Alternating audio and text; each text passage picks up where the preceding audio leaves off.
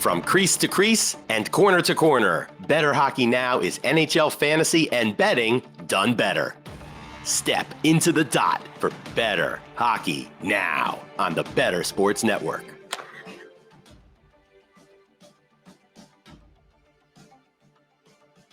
Welcome into edition number 11 of Pucking Thoughts, of Bettor Hockey Now on Bettor Sports Network. That was a podcast from many years ago. I'm Adam Bernard, and with me, as always, are my line mates, Mr. Anthony Rivera and Mr. Christopher Morez.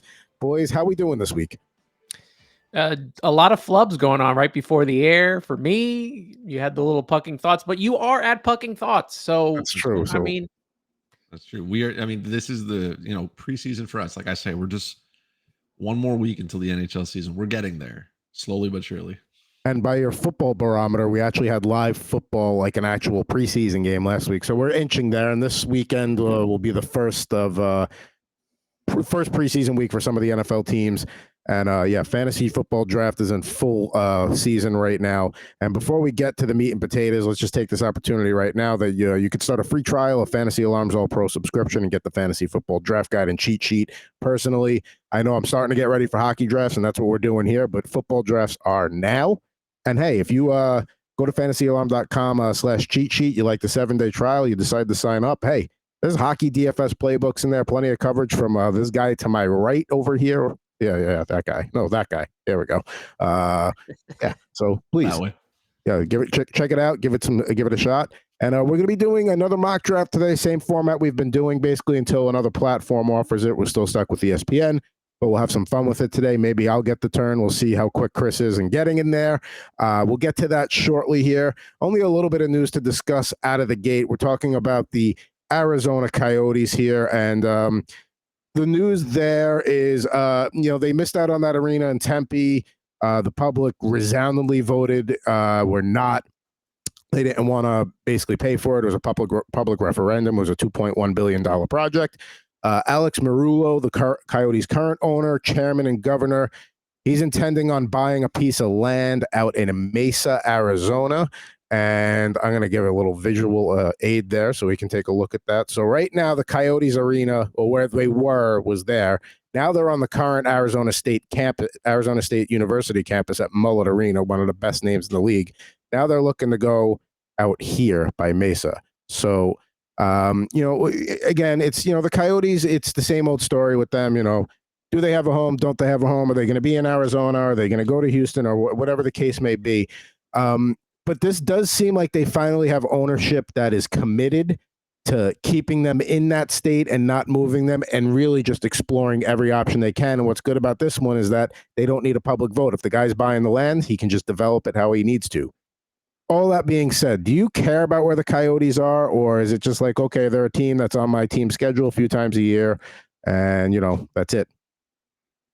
I mean, I think I care where they are. You look at, it doesn't matter if the owner can fund it himself and doesn't need the requirements from the city or whatever about that. But, last year, and given where they were at, they had 4,600 fans in the stands. But even if you go past that, all the way back to, and I got this from the hockey database, 96 when they first came around as the Phoenix Coyotes. That was their best year, 15,585 in attendance, correct? And you look, and it went lower and lower every year. Obviously, 2020, 2021. The last 2021, 2022, 11,000. But even at their highest, even at that 15,000, they are less than what the Quebec Ramparts, who play at the Videotron Center, which was supposed to be the new, arena that they were trying to get a Quebec team back. Maybe it was the Nordiques. Maybe they changed it around. They sell out. And that is, that's a lower team. 18,259 fans go there. Way more than Arizona. So whether you want to, move the team to Quebec City, or Adam, like you mentioned, probably better, maybe Houston. A little part of me wants to see it go to Quebec. And I talked about that with Chris on Twitter. I feel like they have to leave Arizona because this guy's going to lose money. The fans are not going to sell out this arena to see this team. I mean, they do have some really good players coming up, and they have the Schmaltzes of the world, the Kellers of the world. But I just don't see them staying, and this could be Atlanta Part 2. This is a mockery of what the NHL, of what an NHL franchise is. Like, if you're trying to build sustainable clubs and wealth and whatnot, you have, like, billionaires are billionaires. Let's understand that. So for some of them, losing money is just like, it doesn't matter. It's a tax write-off. If anything, it can offset whatever they pay somewhere else. They can do all the loopholes and whatnot. But like, this is like, what this could be, like the Coyotes, what, like third or fourth home here. They are getting bounced around uncontrollably. Nobody wants them. And apologies to the 6 fans that watch them religiously, which is fine. They are allowed. And I get all the, it's great that Austin Matthews is from Arizona and all that fun stuff. But if it produces one, elite hockey player every 12 years, like, I'll pass on that. And that's fine. And even if they don't go to Quebec City for all the reasons you mentioned, Anthony, it's fine. It is what it is, because Gary just doesn't want it to happen. I don't wear a tinfoil hat very often, but I'm convinced that he just doesn't want it to be in Canada. He just doesn't want it to be here. He has interest in making sure that team stays out west, somewhere where they can't grow ice naturally.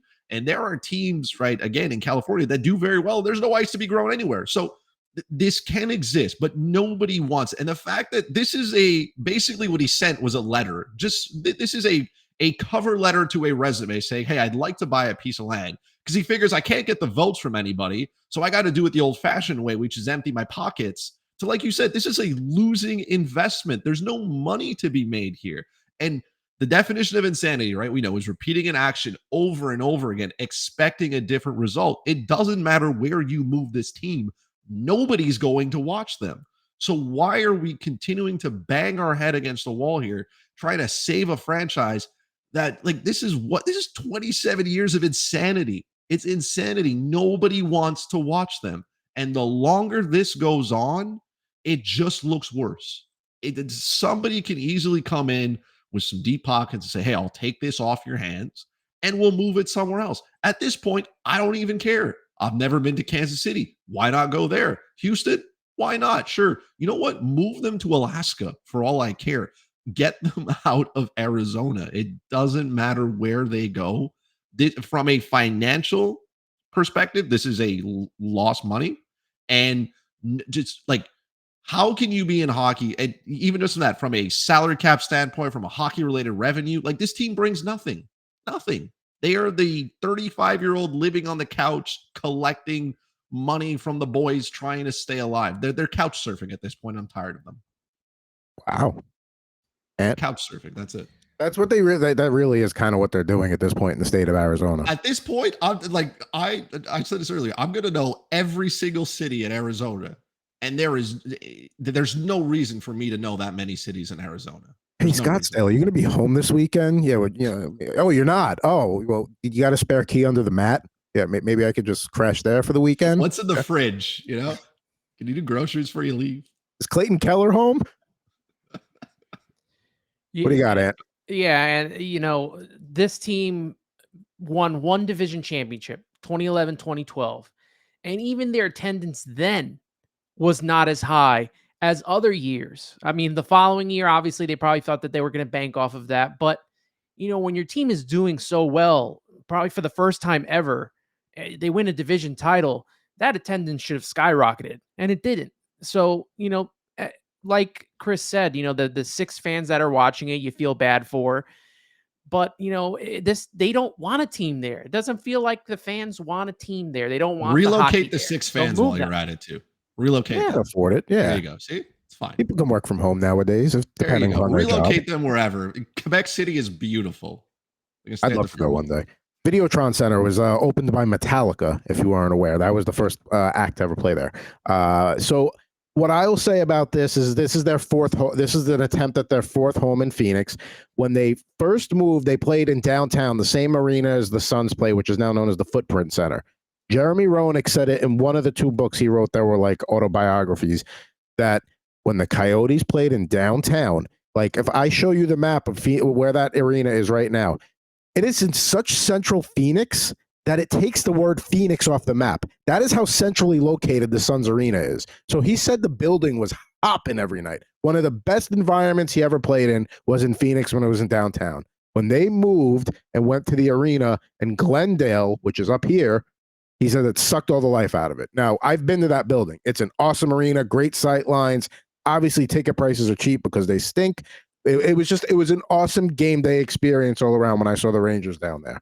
Well, And it's Adam, kind let of me like ask you this. Let me ask you this. Sorry, I don't mean to interrupt, but let me ask you this. You've been down there.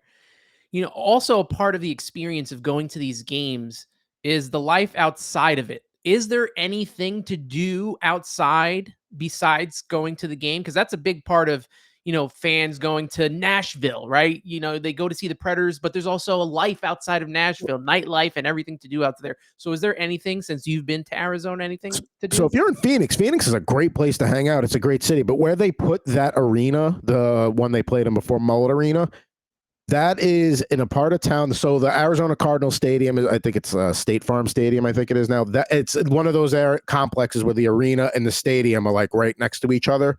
And then part of that is like to the right or we'll say adjacent to it is like a movie theater, shopping, outdoor shopping, indoor shopping, like kind of like, so there's stuff to do over there, but like, people just weren't going. And then and that's how they ended up in the situation where they're in Mullet Arena playing, 5,000 a night. And now they're trying to find another home. And from a selfish standpoint, I want them to stay in Arizona just because if you're a West Coast hockey fan, I don't want another team in the Eastern or Central time zone. There's enough games every night that are dropping the puck at 7:00 Eastern, 4:00 Pacific. Me personally, I don't want to lose a team who, depending upon daylight savings, because Arizona doesn't follow it, is going to drop the puck 6:30, 7:30. It's just something else that I have on the West Coast. So that's a selfish reason. It's not a legitimate reason, but I do think there is something to be said about having having teams scattered across as many time zones as you can, so you can maximize the viewing audiences and not cram another team into Eastern time. But these downtown things that these teams build now, they're called district entertainment areas because the around stuff, like even for us, like the Bell Center is straight in the heart of Montreal. You wanted bar hop before, you can get smashed in like easily a half hour doing 6 or 7 different bars, and you're within. I mean, 2.2 kilometers, 1 mile, right? You're within range. You're not missing anything. I feel like like what they did the first time is basically what they've done in Ottawa. Like the Canadian Tire Center is nowhere near downtown Ottawa. Canada is in the middle of nowhere. There's lots of parking for everybody. You never have to worry about finding parking when you go to Canada. If you want to do something, though, you're not going to have any fun. And what are they trying to do? Bring that arena downtown because you need stuff. There's people that are there. Some places don't do as great, right? When you move things around, but you have to know your demographic. You have to know how am I going to, where are all these people? And if they're already downtown and they're already having a good time and there's stuff to do, right? The happy hours, or at least in French, we call it a 5 à 7. So you get an extra hour out of it. There you go. You get 2 instead of 1. But if there's things to do there, there's life, there's something that happens. Why are we moving this to the middle of nowhere? What's going on? Like, what am I going to do in Glendale? Why am I going there? What's happening? What can I do? It also helps the economy. Like it'll help the economy. I went to Camden Yards, had a great time. I didn't have to go anywhere because everything is right outside. I can just have a great time. That's some of the appeal as well to MSG. You don't think there's enough to do before you go in there? Of course. These are things that like now they build entertainment districts. Now it's like, hey, there's an arena and there's stuff for you to do as around because they know that an arena by itself doesn't attract anybody. Nobody is going out of their way. If you're not if you're a casual fan, if you're a diehard like some of us, sure, whatever. We'll do our things before and then we'll go. But even then, you want to be able to do something before. Every time I go to Bell Center, I'm doing something before. I'm beating the traffic and then I'm hanging out before. So I can pay maybe $6 a pint instead of paying $13.75 for a can of whatever Jeff is selling. I will say this, though, the Mesa area, the Coyotes fan base tends to be based more in the eastern part of Phoenix than where Glendale is, so maybe that helps a little bit. But I do agree, like, arenas need to be somewhere where you can walk to the game from the bar. Like, a football stadium can be in the middle of nowhere because it's once a week, and it's a day. You might be tailgating. You're probably going to sit in the car for an hour getting out, but it's a day. Going to a basketball game, going to a hockey game, that's an evening. That's a couple of hours. That's not a whole day. So you need those arenas to be in locations where, you know, like you said, like I'm going to go for meet for a couple of brews at 6, puck drops at 7:05. You know, like it has to kind of be like that. You know, Detroit did that with the first they put Ford Comerica Park in for the Tigers, then they built Ford Field, and then they built Little Caesars Arena, and they're all literally right near each other in downtown Detroit.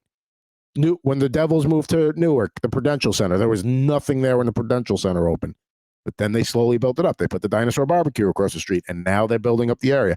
Even when I went to a game in Edmonton, and I don't know if that's Rogers Place, Rogers Arena, Rogers Center, whichever the frick. It's not Rogers Center. That's the Blue Jays. There's when I went a few years ago, you could tell they were starting to add more bars to the area and make it more of a pre-game vibey kind of place. So wherever the Coyotes are going, there has to be that. Otherwise, I think that you know, this is strike 4 here. Like you can't, like you swing and miss here. You got to go. Yeah, but how many times did how we learned from Atlanta yet? Obviously we haven't.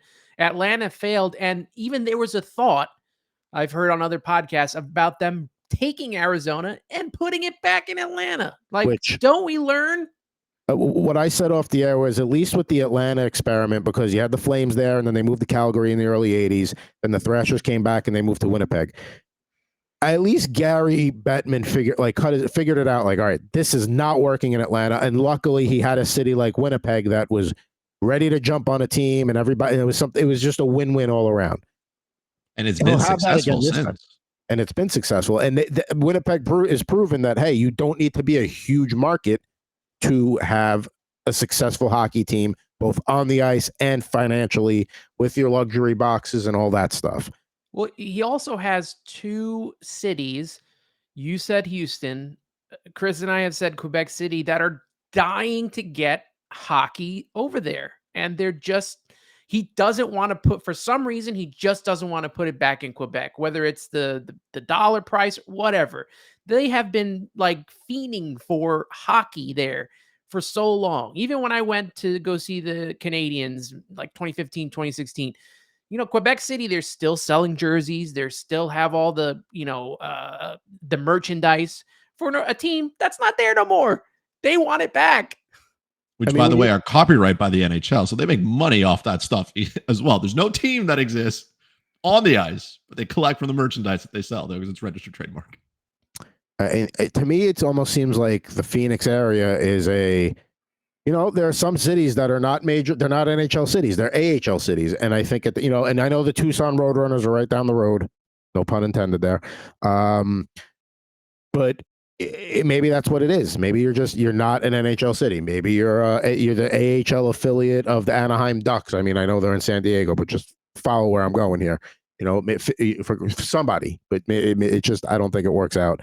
And this really has to be the last attempt. I don't know why. I mean, maybe he keeps trying to force the square peg in the round hole, because if he can get that to work, he can take that. That's probably the biggest criticism of his legacy, which at this point, that's what he cares about. Like, he can't have that many years left as commissioner. He's the longest tenured. I believe he's the oldest. Like, he's got a few more years, and I think he's done. So, like, he wants to get Arizona hockey to work, so that's not the stain on his legacy besides the lockouts.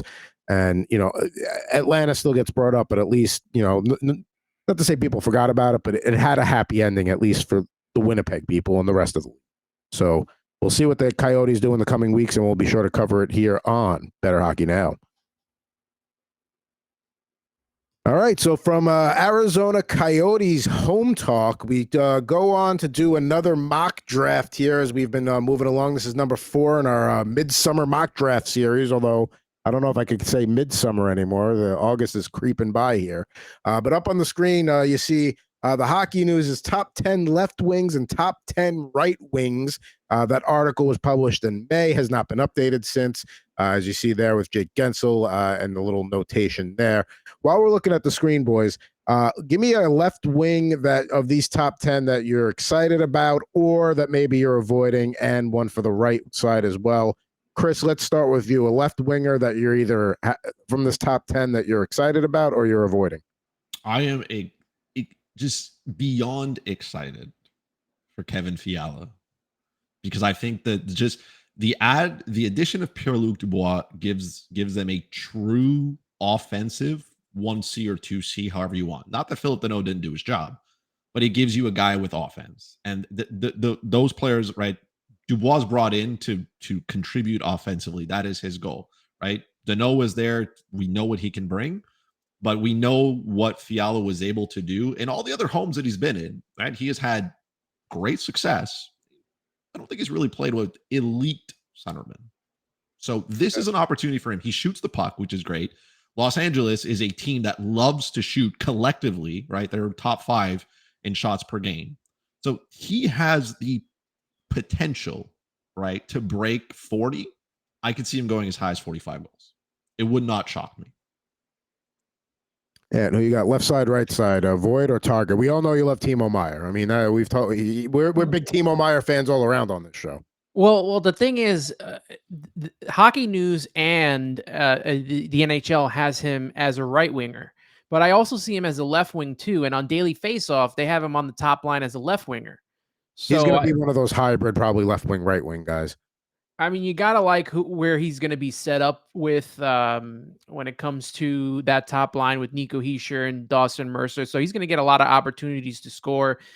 If I had to pick the legit left winger, I guess I got to go Ovechkin. Was he on the top 10? I think he was. He was number 6 on that list. Yeah, you got to go Ovechkin, right? The consummate veteran, professional, and all that stuff.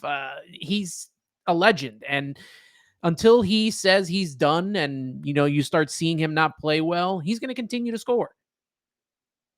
But listen, Ovechkin is very much until he starts to show signs of decline. And I mean like real signs of decline, not like, oh, he had 42 last season and he had 38 this season. I mean like a significant drop. You have to just keep riding him. Now, when I look at these names on the screen, Brady Tkachuk is a left winger. I think as he definitely took a big step last year. I think with Ottawa expected to even be better this year, he could really be a guy that I would look at him at later in the first round for sure. When I'm looking at the right side, I'm avoiding not that I'm avoiding Matthew Tkachuk, but based on what happened last year in the Stanley, like his value, somebody's going to reach on him, so somebody else can take him much earlier than he needs to go. That's fine. What's too early? Yeah. I mean, but the thing is, he does play on the right side, and right wing right wing falls off a cliff at a certain point. Like, what does he not do in a categories league? You know what I mean? Yeah. What does he not do? He's ranked 6 on ESPN. So where does he go? I think he's going in the top 5 regardless. And let's get our mock draft going here as we have that up on the screen. We could still talk, but we'll talk with Tkachuk right there going 6. I think that's a good spot for him. I think if he would you take him 3rd? If we know Draisaitl and McDavid are 1-2, would you take Keith Tkachuk 3rd? Or Matthew Tkachuk, sorry, not Keith. I mean, third might be a little bit too far for my liking. Fine. 3rd might be a little bit too far. Sure. I would say I'd probably grab him. I think 5 is an acceptable place to grab him. And I'm on the back-to-back swing here. We'll go through the first round in a minute. Okay, so we spread out the picks. Picking in the 3-hole is Chris. You go with Elias Pettersson, and that's not a guy you're high on, but that's the guy you got to take at 3. At some point, I figure either ESPN knows something I don't know, or I mean, the potential is there. I just need to see him do it. And it looks like in this mock draft, we actually have another human this week. So thank you, Mr. Hendrickson, picking in the 4th slot there. Grabs Pasternak in the 1st round, and on the way back, I don't see who he grabbed there, but let's see. Chris is back on the clock. And you with your first pick, you take Nate McKinnon. Certainly nothing wrong with that. And then when you came back in the 2nd round, you took Cale Makar. So a couple of Avalanche players for you to start. Yeah, I was trigger figuring for Jack Hughes, but I said with McKinnon there, I just got to go McKinnon. Chris back on the clock here. I'm going to pair my Rasmus Dahlin with the new toy in Pittsburgh now. Rest in peace to all my Chris Letang shares. Those are dead. I don't know what will happen to them, but I'm taking Erik Karlsson here because the sky's the limit for him now. and you know they're going to give him a ton of minutes. They are going to run him into the ground. They are going to. And nobody cares about his defense. If I hear one more person talk about his plus minus, I'm going to lose it. Yeah, like there's certain defensemen that you understand that, like, hey, they're either straight up a liability or it's not a strong point for them, and that's Erik Karlsson. Not listen, he could still get back and back check, but you know. We tweeted this earlier today, and if you follow any of our Twitters, we were talking about Connor Bedard and where he falls third round. I'm taking him right there. Yeah, I mean, it was coming to me if you didn't take him. He didn't make it. There you go. And William Nylander, that's another one I was looking at there. All right, let's see. So I took my first 2 picks at the turn. I went with Brady Tkachuk and Kirill Kaprizov. Certainly not too bad forwards to build a team around. Defense. All right, I got to take Adam Fox here. I got to get one of my cornerstone defensemen out of the way.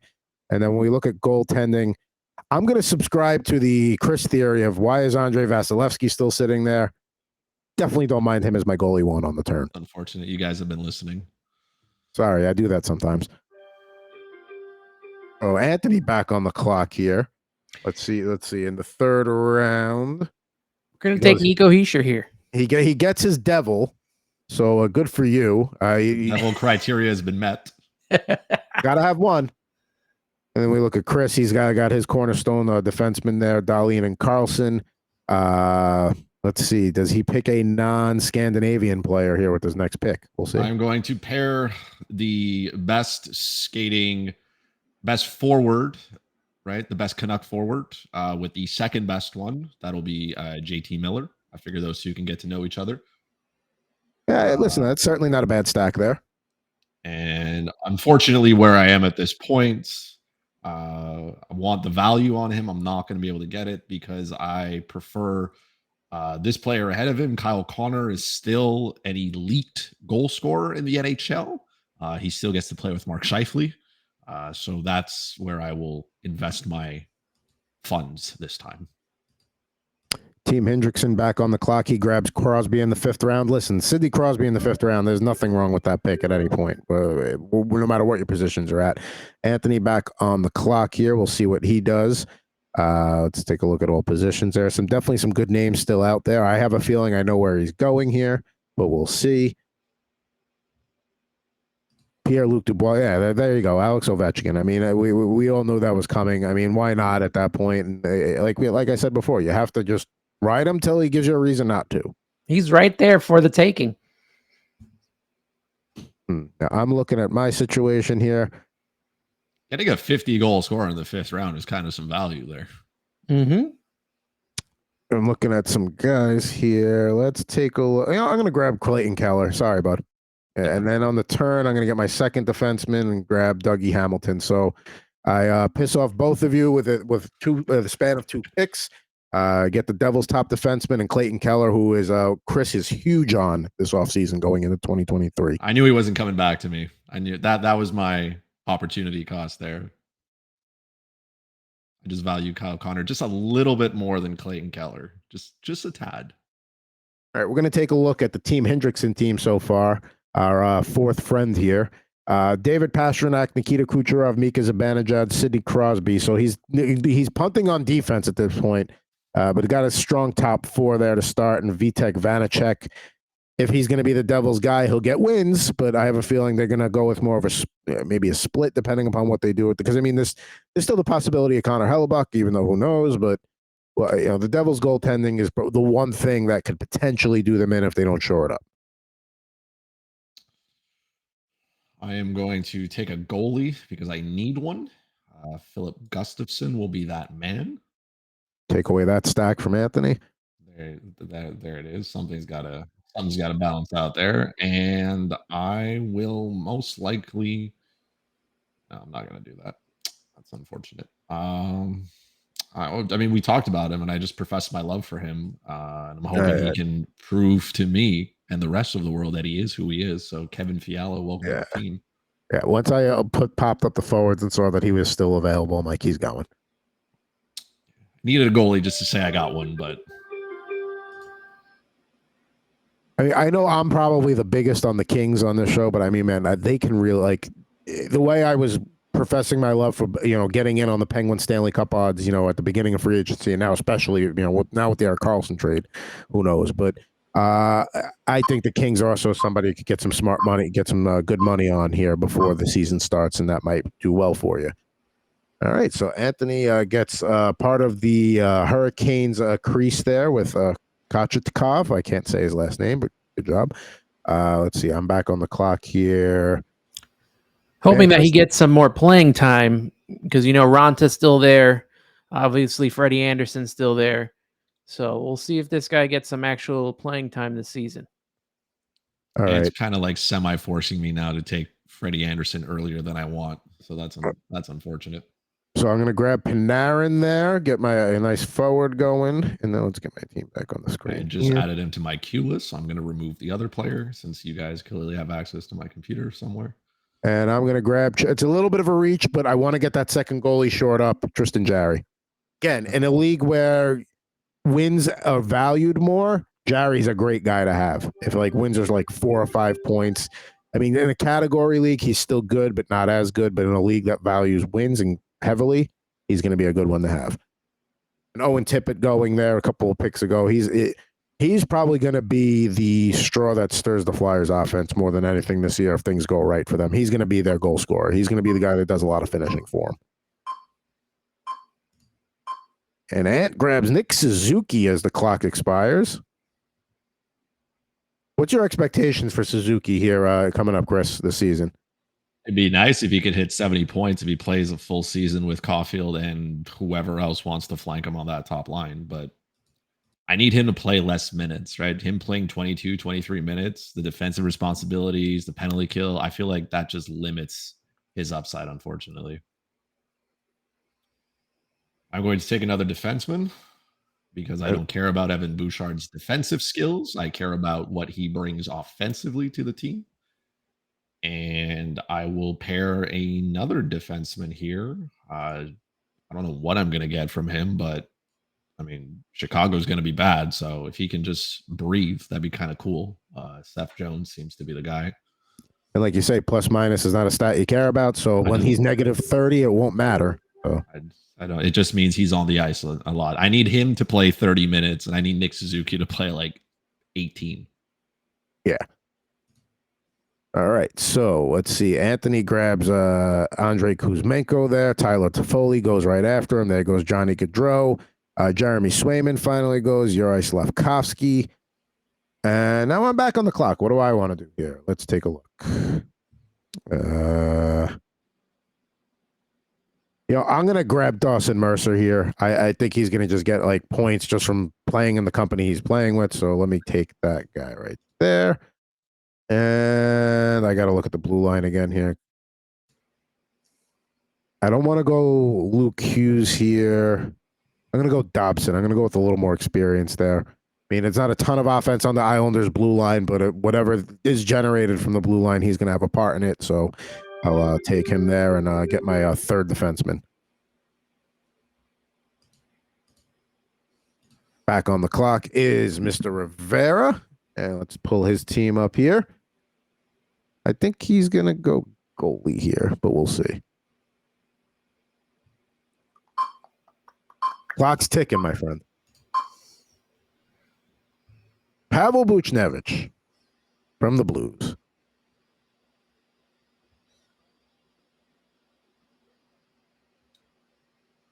I will continue to deal with his injuries, but I mean, that offense in Pittsburgh now just looks wicked. So I want my Evgeny Malkin shares to complete my Erik Karlsson shares and continue to not care about defense. I mean, Evgeny Malkin in the 10th round, I mean, that's bordering on a steal at that point. There you go. Here he is. Yeah. And Pavelski did not make it back to me. I probably should have grabbed him instead of Dobson in that last round, but what are you going to do? I'm going to take another defenseman here, and I'm going to take Thomas Chabot. I feel like there's a lot of good things happening there. I like Chabot. I'm a little bit worried about how much Jacob Chikrin will get into his minutes, but I think he was playing too many to start with. So. Yeah, I think that'll be a good thing. That he doesn't have to be the guy that is completely leaned on the entire time for Ottawa. Definitely helps to have somebody else shoulder the load a little bit. Let's see, Mr. Rivera back on the clock here. He's got a nice group of forwards here, but let's see what he does back on the clock. He's going to shore up his blue line a little bit. Juuso Valimaki. Now I'm back on the clock. What do we got here? You know, in a league that values offense heavily, Trevor Zegras, I think, will be just fine for me here. Going along with Dawson Mercer there, a couple of young forwards. I am back on the clock. I mean, I could go goalie 3. I'm going to grab Shea Theodore. I mean, it's the Vegas. Vegas is going to be all right back there, and he's going to get minutes on the power play. So let me get my 4th defenseman there, Shea Theodore.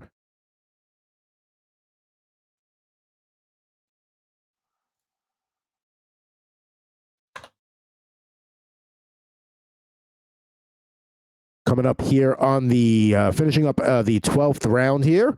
Let's see. Anthony gets Freddie Anderson there, so he makes sure he's got his Hurricanes crease stack. There goes Brent Burns to Team Hendrickson. Nice pick there in the 12th round. I will stick with the Anaheim Ducks thought process there, but I'm going to take newly paid Troy Terry, as he deserves. Yes. He's one of the reasons that people are going to Ducks games. So make sure you pay. And another reason people are going, the 6 Arizona Coyote fans are going to go watch is because of Logan Cooley. So I will add another one.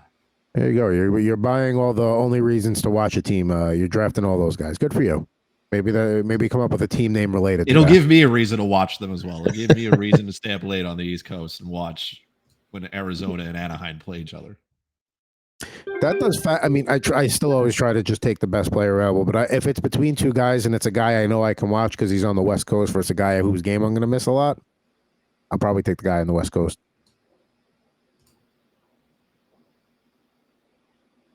All right, so Ant grabs Tyson Barrie there on the Predators blue line. He'll be generating offense for them as well. I am back on the clock here. And, again, going back to, if wins matter more than other things in goalie categories, Stuart Skinner certainly a guy you want to grab. And then coming back at the turn here. I don't love any of the. I mean, I could grab him. See, the only thing I don't like about the turn is there are guys that like, all right, if I don't take him here, I'm not going to get him, and you're going to leave somebody behind. But I can't leave Robert Thomas behind. I'll leave that at the expense of my blue line. I love what he does with St. Louis up front in their top 6, and I think he's he's been consistent at least in the assist category. So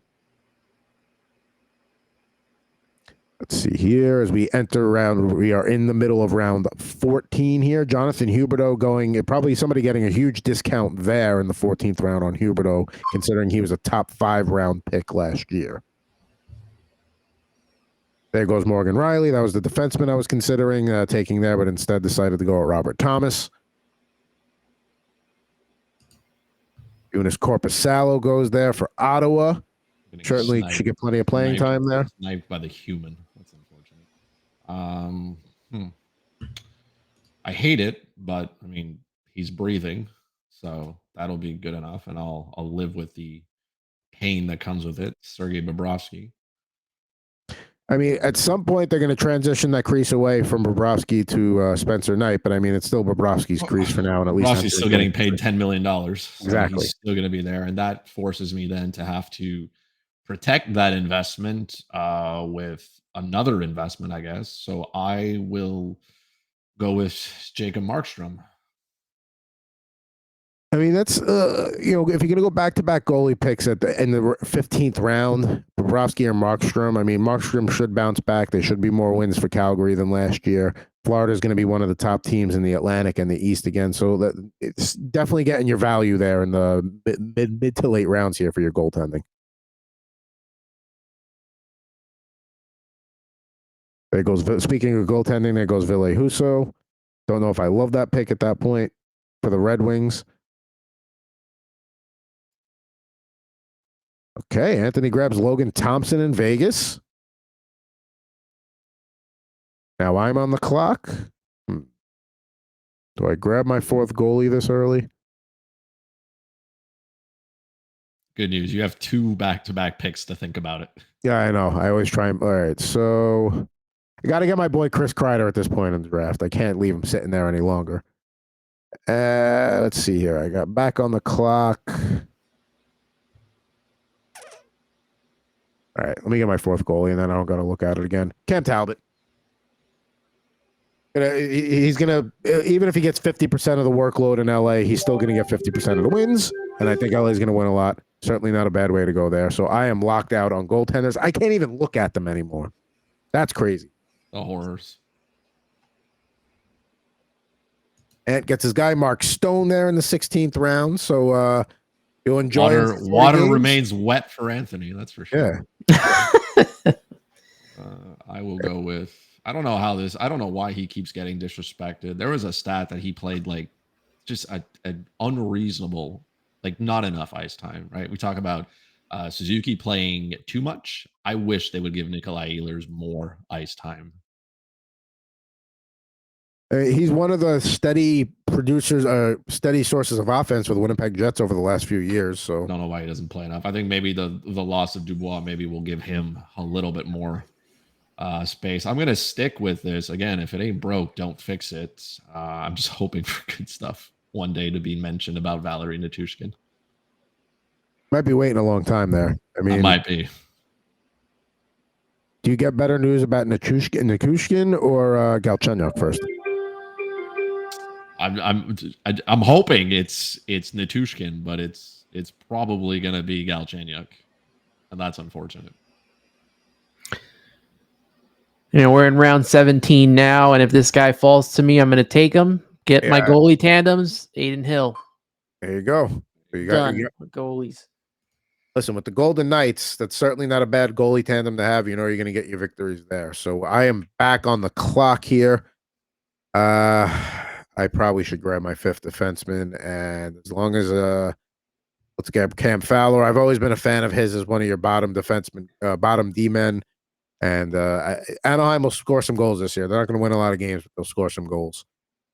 Let's take a look at all the skaters here that's left. Do I double dip on defense? You know what? Grab an Adam Fantilli there. He's going to be my last forward. Why not?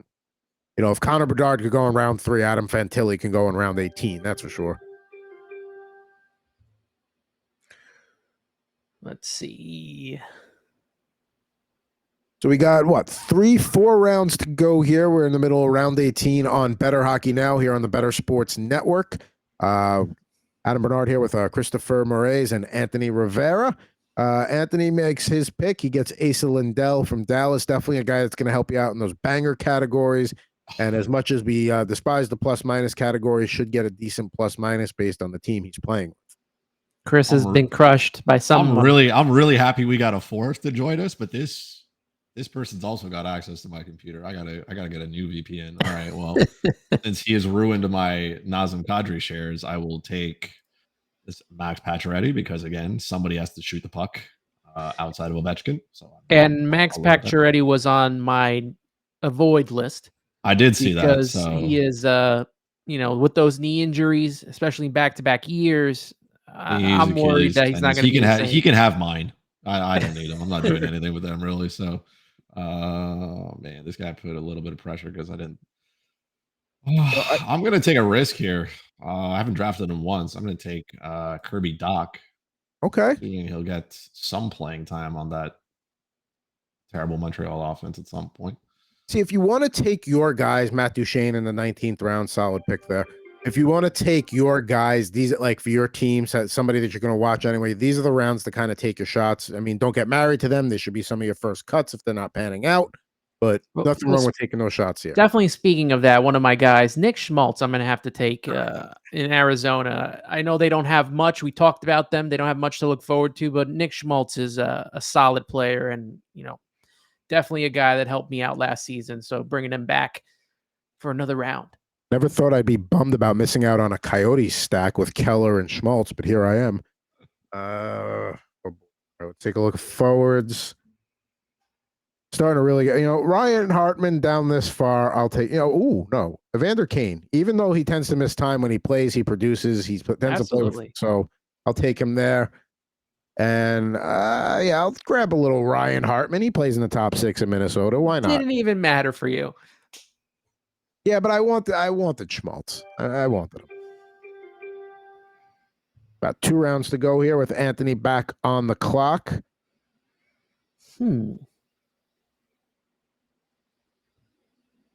See what names are still out there. This has been a pretty good. That we're going a little deeper on this draft than some of the other ones, I feel like. So I do see who I want if he makes it back to me, but we'll see. Daniel Sprong. I don't know about that one. Anthony grabs Barrett Hayton. Trying to get the, jump on the Coyotes youth movement there. Nothing wrong with that. He'll probably get some playing time for sure. He will be on. I actually have taken the stack because he will be at the top line with Keller and Schmaltz. So we might have to work out a trade or something here. Well, we'll see. We'll see. I'm gonna stick with the Arizona conversation here. He's gonna try to find his way out of Arizona. Jason Zucker. Jason Zucker should sign a lease. Whatever the NHL trade deadline is, make sure your lease ends like the day after that, so you have time to get your stuff together and move out. Maybe like 2 weeks after.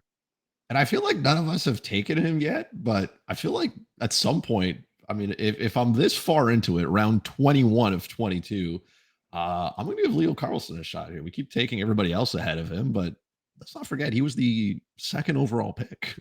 I feel like Anaheim will bring him along slowly, but if you're in a league where you have like those ancillary categories, like the deeper stuff, I feel like he might be able to help with that for sure. But they also have nothing. Maybe he gets a 10 game off, 10 games to show his skill before they decide what they want to do with him. I think they keep him, but we'll see how he does in the preseason. With the final 2 picks in the draft, Shane Wright keeps falling to me. I'm going to keep taking him. Hey, listen, that was my guy if he was coming back to me, but here we are. I got my last 2 picks of the draft. Got to go with defenseman for one of them, so I'll save that for my second pick.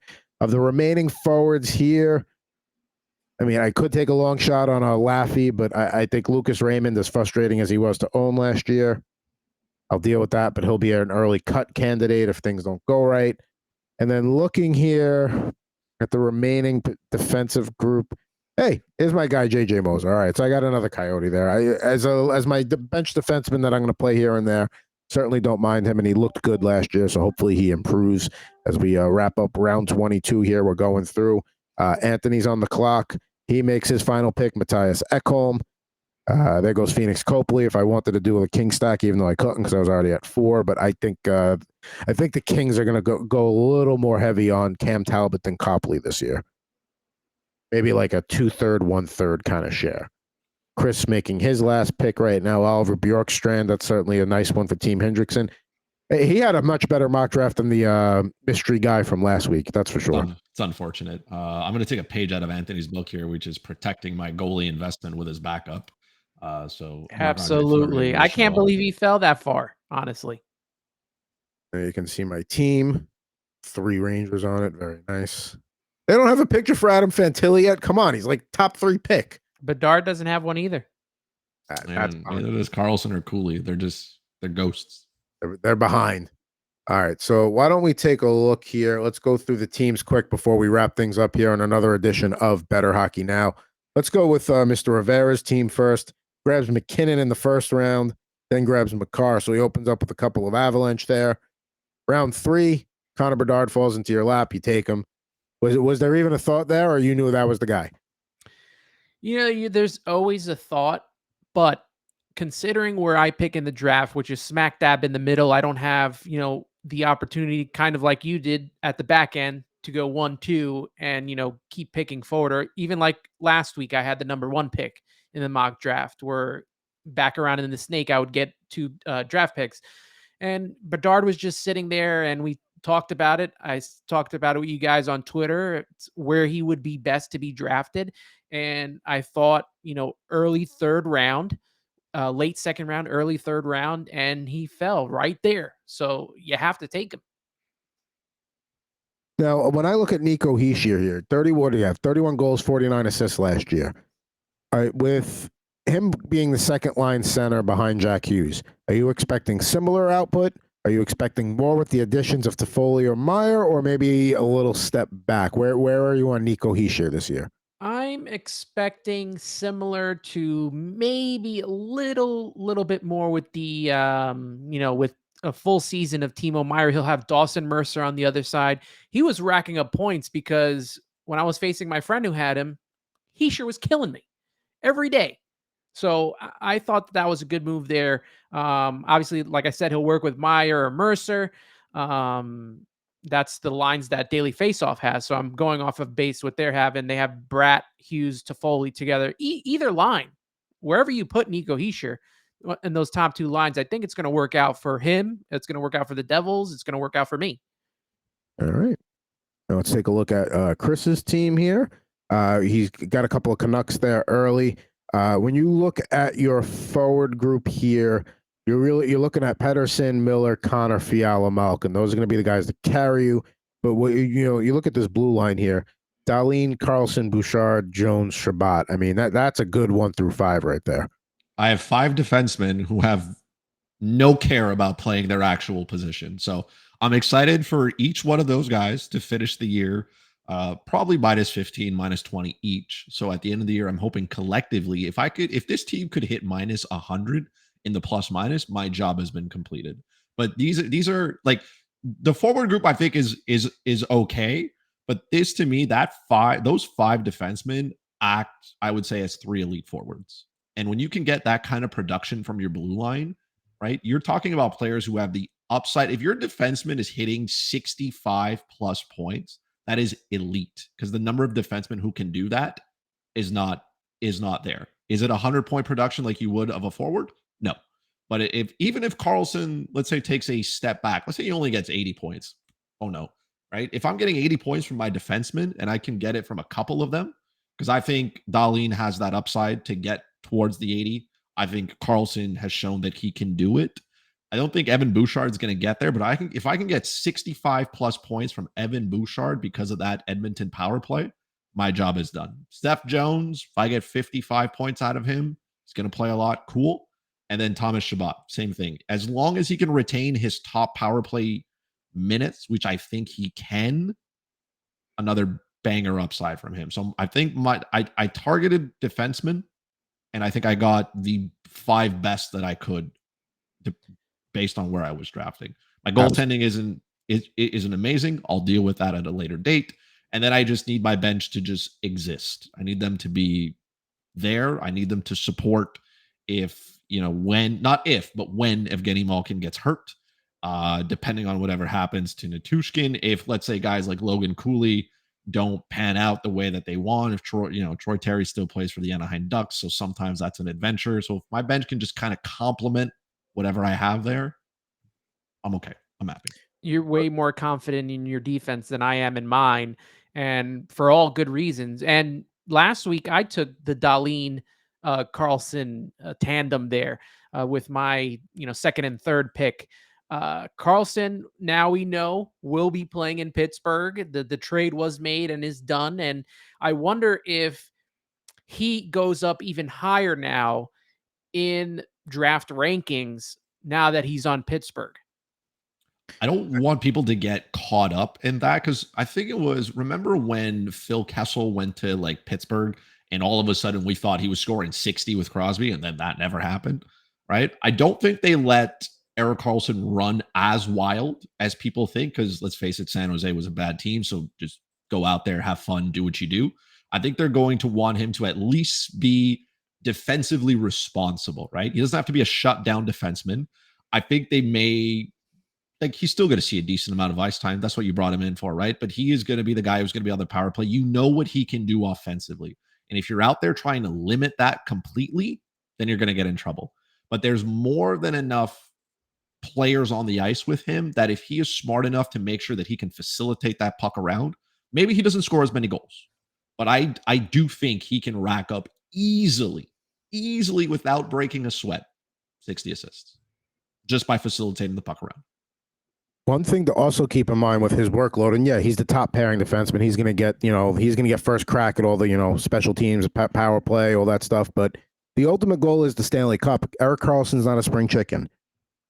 They have the luxury of having a guy like Chris Letang right behind them. So I can see a situation where Carlson's getting closer to 22, 23, 24 minutes a night versus 26, 27, 28. So they have him fresh for the playoffs because that's the goal here. The cup is the goal. You got to get but there. If you get get 23 quality minutes out of Erik Karlsson, I will great. take that over 28 minutes of just running him out there for no reason. Like I don't want to see him on the penalty kill. I don't want to see him anywhere near him. I don't want to every week. I don't want to see him in the block shot category. I don't want to see him racking up 6, 7, 8, 10 block shots a week. I want him to be out there shooting the puck, doing what he does. You want to take a minute 30 run on the power play because who's on that second unit anyways? Doesn't matter. That's it. And then let the rest of the others kind of play well. You brought in Ryan Graves to be good defensively. Be good defensively. Marcus Pettersson is there. Be good defensively, right? But I want Erik Karlsson to focus on what he's good at. That is racking up points. Like you said, maybe they don't let him run wild, but let's not hold this horse back too much. He played every game last season. 25 goals, 76 assists for 101 points. It was his best statistical season of his career. Does he go lower with Pittsburgh or can he top that? Lower. He's going to go lower. He's got to go lower. It has to go lower. Unless they trot him out 30 minutes a night, which would not be wise for the long term. If they play him 30 minutes a night, then yeah, because he's in a more potent offense, he could do that. But I don't think he scores over 15 goals, to be honest, right? No. I think reasonably, right? So for me, his 60 assists, I think, is in the bank. He just got to do it. 60 assists, 15 goals, 75 points, even for a defenseman is still it's elite. Like what he did last season was just unheard of. It's just in the modern era is just wild. But if you're banking on that, if you're saying, oh, I'm hoping he gets 100 points again, you're about to be very disappointed. But if he flirts with a point per game production, Erik Karlsson at his age, sign me up. Pittsburgh's on its last leg, right?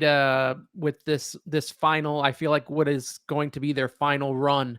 So I'm pretty sure they are going to monitor every single one of those players in that lineup.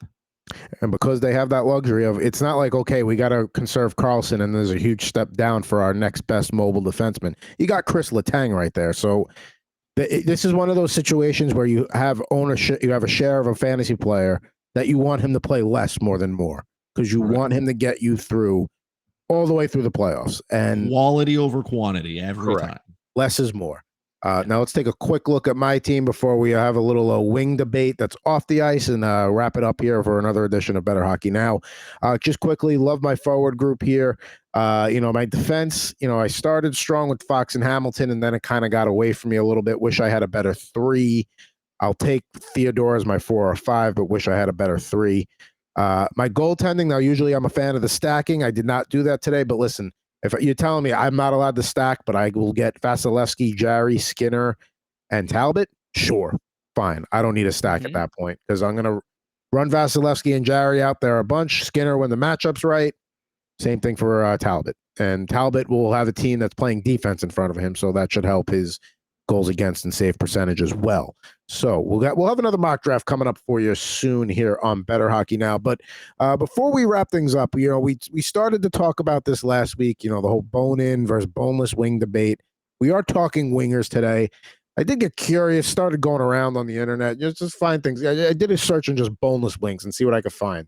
And I found this article from a 2012 New York Times piece. And the main topic of the article was the sky-high prices of chicken at the time. Now, I outlined the first paragraph there. Boneless wings, increasingly promoted by restaurants, are not wings at all, but slices of breast meat, deep-fried like wings, and served with the same sauces, a bit like a spicy chicken McNugget. Now, I've got no problem with boneless wings. I'm not here to crap on them. I sent you guys the picture. I ordered Wingstop the other night. We got five free for $5. You can't beat that. It was a promotion. I like boneless wings, but let's just call them what they are. They're chicken nuggets. There's nothing wrong with them. And even the point of that article was that boneless wings were saving the day because breast meat was more apparent, was more available than all the other stuff because you can't really manufacture fake wings. I mean, you can probably, but so the boneless wings coming along was actually a good thing. I got no problem with them. I just want to call them what they're called. That's all. You got to let Chris go on this one. I'll answer after, but this I'm not main even gonna story say came I'm because not of even Chris. going to say anything. I'm just going to demonstrate what it is. I just want you guys to know, okay? Boneless wings are chicken wings. Okay, well, I mean, just it's want you backwards, to know. but Now, I did not get this T-shirt printed out today. I've had this for a minute because I have been the defender of the boneless chicken wing community now for what feels like forever. Like I have new gray hair because I feel like I got to come back to this every single time, and we got to go through this. And that article has been shown to me. I mean, how many times? I probably, if I went through like the files on Twitter that have been sent to me, I'm sure that it's in there at least a dozen times. But sure, whatever people want to think about it. And again, that's 2012. We are 2023. We've gone through a pandemic. We've gone through lockouts. We've gone through so many things since. Things have changed. Things have changed. That's it. And look, it's fine, right? Buffalo Wild Wings did their thing. Good for them. I'm glad the New York Times came out with it to help, the people who hate on boneless wings and call them chicken nuggets. Again, I've never gone to McDonald's and ordered boneless wings and give them to me. When I ask for chicken nuggets, they give me chicken nuggets because they are two different things. But and that's a hill I will die on. But if you did ask for boneless wings out of McDonald's, they would probably say, "Oh, chicken nuggets." So they would know what you're talking about. I'm just going to reiterate it in case you missed it the first time. Boneless wings or chicken wings. Listen, I'm just saying, call them what they are. That's it. I might wear this T-shirt out tonight. I got somewhere to be. I might just wear it out just to reiterate the point here because there's been a lot of slander recently since our last episode about it because that's the number one engagement tweet for me is when I can tweet about like great stats for hockey. Nobody cares. But if I quote tweet Coop, right, from the Fantasy Alarm, automatically there's a whole bunch of stuff that gets it. Or if I tweet anything about boneless wings, it's just a whole bunch of people just showing up. And they don't even hit the follow button for me, which is great. They just somehow, I feel like they're just going through Twitter or X or whatever you want to call it now. They're just going into the search bar, going boneless chicken wings, and then trying to find something and just trying to get their point out across. Let me throw out a scenario for you. And I believe you're a single guy right now. Let's say you meet somebody, you really hit it off. I mean, this could be the one. This person is the person you want to spend the rest of your life with, but they see boneless wings the way I do. Is that a deal breaker? Follow-up question. Are they a Leafs fan? Because that's a hard no. I mean, if they're a Leafs fan, are you considering them anyway? I mean, not even, but maybe that comes up later, right? Maybe they're like, "Hey, I enjoy hockey," and they're like, "Cool." I'm like, "What?" And they're like, "Oh, I'm a diehard Leafs fan." I'm like, "Man, diehard?" Like, I will say this, without going too far into left field here, I did once advise a wonderful woman that I would not go out with her because she was a diehard Leafs fan, and so was her family, and it just didn't happen. I know a good buddy of mine. He's married to his wife. She's a Habs fan. He's a Leafs fan. They coexist great. They have a child. He seems perfectly normal. Everybody's happy. It was at their wedding. Great time. But for me, no. Boneless chicken wings, I can live with it. But if she's bringing it up every single time, or if she's reminding it to me, or if I'm like, "Hey, let's go to Wild Wings," she's like, "Oh, are you going to have the boneless or something?" I'd be like, "You know what? I don't need this kind of attitude." You know what I mean? Like, it's Wednesday. Like, we're not doing this on a Wednesday. You know what I mean? Honey, I had a long day. Not today. Maybe she's like, "Hey, the Arizona Coyotes deserve to stay in Arizona." I'd be like, "You know what? We've gone too far here. I can't do this. No." Choke on your wing bone, please. There you go. Yeah. Just try to swallow it whole and see what happens. Look, I'm a equal opportunity eater, and I like nuggets. I like boneless wings. I like regular wings. I think for me, you got to look at the texture, what they taste like, what kind of meat's inside, and there's definitely a difference between chicken nuggets and boneless wings. It's a huge difference. And nuggets Anthony aren't coming even in that being big. Switzerland here. I love this. Yeah, I gotta agree here. He's even wearing red. Chris. They're definitely separate from each other, and I would not have it any other way. I like them both, but nuggets are nuggets, wings are wings, boneless wings are boneless. I will say, boneless wings, if you're going with a dry rub versus sauce, boneless wings tend to be better for sauces. Like, I don't like eating saucy wings. I like a dry rub on my wings. But I like dry rub. I could go either way. Sauce or dry. When you took that picture, when you ate those boneless wings, did you say, "Man, this tastes like a good chicken nugget"? It was good chicken. It had Hawaiian sauce. It was from Wingstop. It was the Maui. the Maui Hawaiian rub or sauce on it. By the way, to anybody watching in Maui, I hope you're doing all right with the wildfires there. I'm a huge lemon pepper. Yes. Oh, the lemon pepper. I had pepper lime the last time I went. The last picture that I posted when I went, it obviously got great engagement. The usual showed up telling me they were chicken nuggets off the kids menu. Right. Obviously Howard. It's an adult vendor food. just showing up. Just that's it. Doesn't communicate with me outside of, hey, your dog is awesome, I love him, and B, those are chicken nuggets off the kids menu. And I'm like, man, what's that? That's my engagement. If you want to know what's going on my side of Twitter universe, that's it. How cute is your dog? And those are chicken nuggets. That's it. There's nothing I will else. say this: it's really hard to find a good garlic parm wing because I am not a big fan of the garlic parm as a sauce. But when you go to Wingstop and get that as it's kind of like a rub, Yeah, it's good as a the dry rub. Parmesan cheese, that is a really good. Whether it's a wing or it's the boneless wing, both of them are good. And now they do the whole thing where they do the fusion with the sauces, so I could get a garlic parm lemon pepper wing. I think next time we're gonna have to close with our top 3 Wingstop choices here. I mean, Absolutely. you got Wingstop in Canada, or is it a different chain up there? They have Wingstops elsewhere. They don't have them in Quebec, obviously. They have like Wild Wings and stuff, which is, I guess, kind of different, but it is. But it's the same thing. They have 100 different types of sauces and combinations and flavors. And I like to go to the same one because, it's a great atmosphere and stuff like that. Every time it comes back, it's absolutely great. I love it. I don't do like the Pizza Hut ones and stuff like that, because if I'm gonna do if I'm gonna do a good one, that's what people probably have. They probably have Pizza Hut ones and they're like, oh, these are chicken nuggets. I'm like, stop it. It's not the same. It just it doesn't work. But yes, we do, but it's different. You know who else has good wings? This is gonna be very New York centric. The Chinese food places, but like the little takeout places, the places where you walk in and it's like the size of a bedroom and they have like one table with 2 chairs.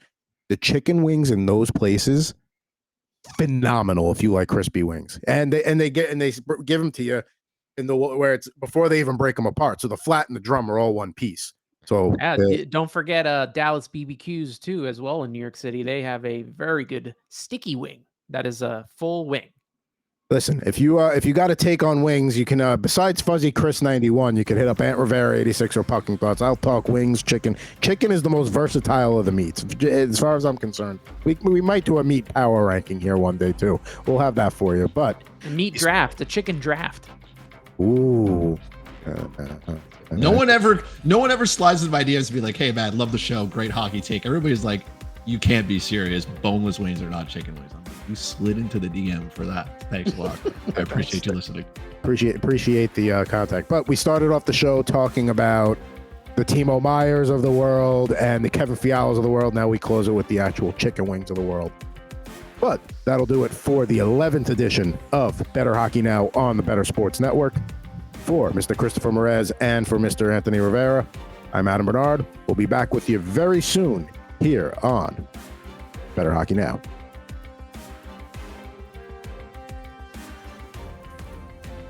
Bettor Hockey Now is on the Bettor Sports Network.